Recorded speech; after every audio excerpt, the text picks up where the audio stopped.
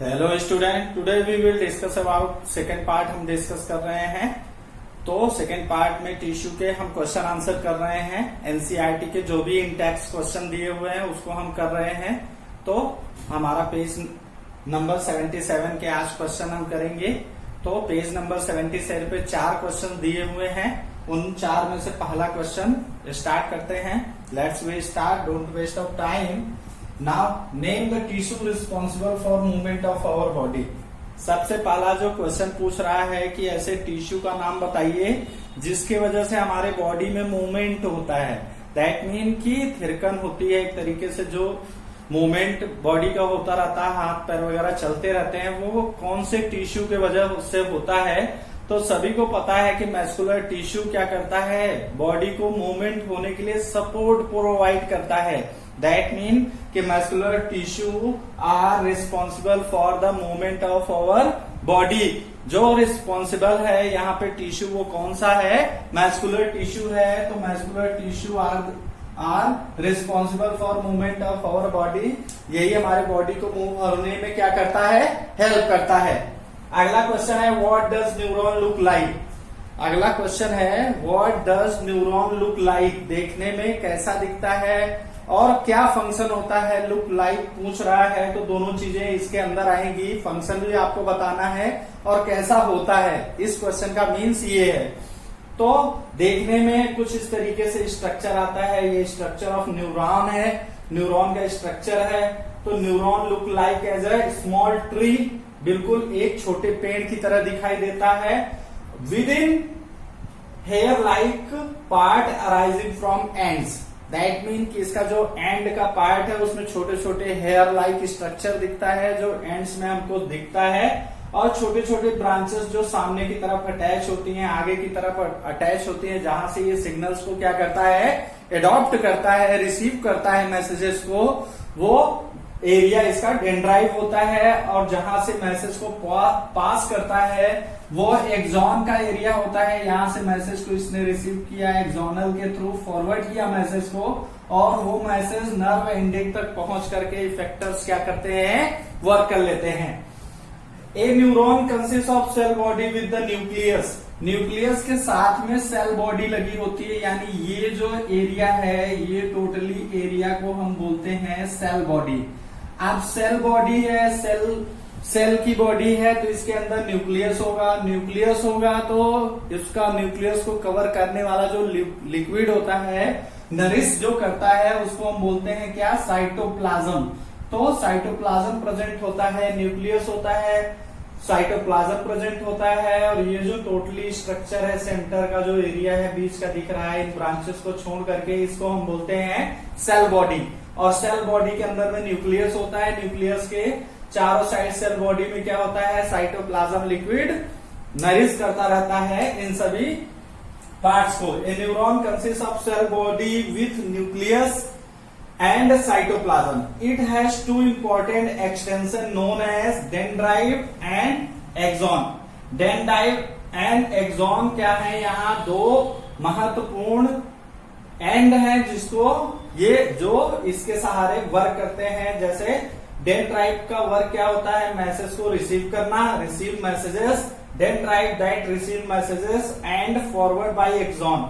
और एक्सॉन क्या करता है, मैसेज को फॉरवर्ड कर देता है। एक चीज और याद रखना कि जब भी एक न्यूरॉन दूसरे न्यूरॉन को मैसेज पास करता है, वो ये फेस का एरिया होता है। दैट मीन कि अगर एक न्यूरॉन यहां से ऐड होगा तो वो ठीक इस तरीके से ऐड होगा। इनके बीच में गैप होता है, वो उस गैप को इन दोनों के बीच में हम दोनों डेंड्राइट के बीच में गैप होता है, और यहां से जब ये मैसेज इसको पास करता है तो ये रिसीव करके फिर क्या करता है, अपने एक्सॉन के फॉरवर्ड करके भेज देता है। और वो इस गैप के बीच में एक लिक्विड होता है, उसको हम बोलते हैं साइनेप्टिक लिक्विड। जहां से ये आपस में जुड़ते हैं उसको हम बोलते हैं साइनेप। एक दूसरे इस बीच के गैप को हम बोलते हैं साइनेप्स। और क्या होता है, मैसेज लिक्विड के रूप में जाता है तो उसको हम बोलते हैं, वो फ्लूइड को बोलते हैं साइनेप्टिक क्लेफ्ट। Synaptic cleft. ये ज्यादा इंटरनल आप में दिया नहीं हुआ है, बट जानना जरूरी है कि मैसेज को कैसे फॉरवर्ड करता है। तो यहाँ से जब दो न्यूरॉन आपस में जुड़ते हैं उनके बीच में गैप फाउंड होता है, उसको बोलते हैं हम साइनेप्स। और लिक्विड के सहारे उस डेंड्राइव और उस डेंड्राइव के बीच का ये जो गैप है वो साइनेप्स, और साइनेप्स के अंदर ऐसा क्या होता है जो मैसेज को लेके फॉरवर्ड कर देता है, वो होता है फ्लूइड साइनेप्टिक क्लेफ्ट। वो क्या करता है, फॉरवर्ड कर देता है दूसरे न्यूरॉन का। ऐसे करके 1.5 बिलियंस ऑफ न्यूरॉन्स हमारे बॉडी में प्रेजेंट होते हैं, जो क्या करते हैं, सिग्नल्स को रिसीव करके प्रोवाइड करते हैं। जैसे सपोज करिए हमारी ये उंगली है, तो उंगली में जो डेंड्राइव का एरिया है वो फेस एरिया, दैट मीन कि ये आगे का हिस्सा है। जब कोई चीज हम टच करते हैं तो मालूम चलता है गर्म है तो तुरंत हटा लेते हैं। डेंड्राइव क्या करता है, मैसेज को तुरंत फॉरवर्ड किया और वर्क तुरंत ही स्पाइनल कॉर्ड ने बोल दिया, मैसेज इफेक्टर ने बोला कि हाथ को हटा लो, क्यों, क्योंकि ये बहुत ज्यादा गर्म है। अगला क्वेश्चन है, give 3 features of cardiac muscle. Cardiac muscle के 3 फीचर बताने हैं हमें। तो हमने लास्ट क्लास में पढ़ा था कि लास्ट क्लास करने का मीन्स है कि वीडियोस, इसी वीडियो में मैंने कार्डियक मसल्स के बारे में बताया था और उसके फंक्शन के बारे में बताया था। तो कार्डियक मसल जो सिर्फ हार्ट के लिए होती है, किसके लिए होती है, हार्ट के लिए होती है। कार्डियक मसल हार्ट को क्या की रहती है, रैप की रहती है चारों साइड से। तो the 3 feature of cardiac muscle are, ये जो 3 फीचर्स हैं इसके, एक है सिलिंड्रिकल, दूसरा है ब्रांचेड और तीसरा है यूनिन्यूक्लिएटेड। पहला है सिलिंड्रिकल। जो सिलिंड्रिकल स्ट्रक्चर होगा इसका बिल्कुल इस तरीके से स्ट्रक्चर होगा। और फिर क्या होता है, ब्रांचेड होते हैं, दैट मीन कि यहां से एक ब्रांच निकल सकती है, ये आपस में जुड़े हो सकते हैं। और ये क्या होते हैं, यूनिन्यूक्लिएटेड होते हैं, दैट मीन कि इनके पास एक ही न्यूक्लियस प्रेजेंट होता है एक सेल के पास, जो एक सेल छोटे छोटी आपस में जुड़ी होती हैं, जो किसके लिए वर्क करती हैं, हार्ट के लिए वर्क करती हैं। और हार्ट में ऐसा क्या वर्क ये करती हैं, वो वर्क करती हैं कॉन्ट्रैक्शन एंड रिलैक्शन का। हार्ट कभी होल लाइफ, जब तक बॉडी लाइफ है, वो क्या नहीं होता, रुकता नहीं है, दैट मीन कि अपना काम लगातार करता रहता है। तो उसके कॉन्ट्रैक्शन, सिकुड़न एंड रिलैक्शन जो उसको फील होगा कि फूलने और पिचकने में उसको क्या करता है, मदद करता है। ओवरऑल जो इनका वर्क है वो क्या है, कॉन्ट्रैक्शन एंड रिलैक्शन। तो यहाँ पे देख लीजिए, cylindrical, branched and uninucleated, they control the contraction and रिलैक्शन। इनका जो वर्क है वो कॉन्ट्रैक्शन और रिलैक्शन, जो शिथिलन होती है और फैलाव जो होता है, उसको क्या करते हैं, ये कॉन्ट्रैक्शन एंड रिलैक्शन, जो शिथिलन होगी और जो फैलाव होगा उसको क्या करते हैं, कंट्रोल करते हैं। किसका, हार्ट का, ऑफ हार्ट। अगला क्वेश्चन है, what are the function of areolar tissue. Areolar tissue के बारे में भी आपने पढ़ा हुआ है कि एरियोलर टिश्यू क्या होता है, क्या फंक्शन होता है। सबसे पहले कि एरियोलर टिश्यू किसका पार्ट होता है, कनेक्टिव टिश्यू का पार्ट होता है। सर मैंने पूछा कि एरियोलर टिश्यू क्या होता है, बोले सर कनेक्टिव टिश्यू का पार्ट होता है। What is the function of areolar tissue.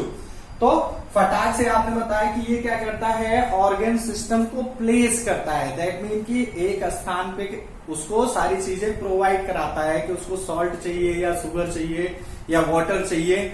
तो ये एज ए रिजर्वोयर भी होता है। एरियोलर टिश्यू क्या होता है, एक रिजर्वोयर के रूप में होता है, संग्राहक है ये।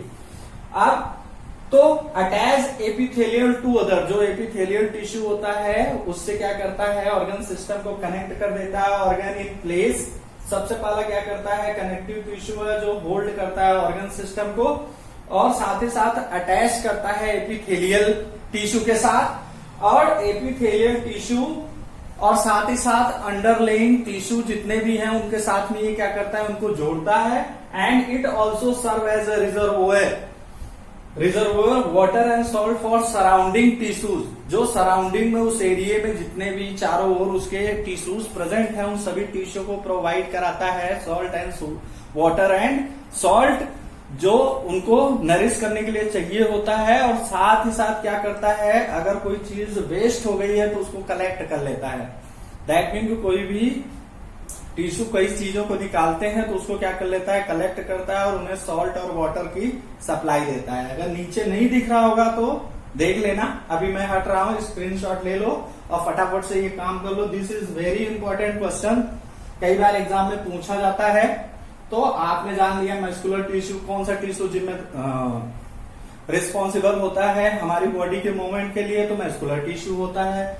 न्यूरॉन कैसा लुक लाइक होता है, small tree look like structure होता है जो कंसिस्ट होता है सेल बॉडी से, सेल बॉडी कनेक्ट होती है ब्रांचेड, जब ब्रांचेस को हम क्या बोलते हैं, डेंड्राइट बोलते हैं, जहां से मैसेज को रिसीव किया जाता है। अब सेल बॉडी के अंदर में क्या होता है, न्यूक्लियस होता है। तो न्यूक्लियस का जो सराउंडिंग एरिया है जिसमें लिक्विड प्रेजेंट होगा सेल बॉडी के लिए, उसको हम बोलते हैं साइटोप्लाज्म। एक्सॉन के थ्रू मैसेज को क्या करता है, पास करता है और नर्व एंडिंग की तरफ जाकर के इफेक्टर्स वर्क कर लेते हैं। फिर अगला क्वेश्चन आया था, give 3 features of cardiac muscle. तो आपको मालूम है सिलिंड्रिकल होता है, ब्रांचेड होता है और साथ ही साथ न्यूक्लिएटेड होता है। इन तीनों को मिलकर के एक ही फंक्शन वर्क करता है, इसका कॉन्ट्रैक्शन एंड रिलैक्शन में सब ये वर्क करते हैं। What are the function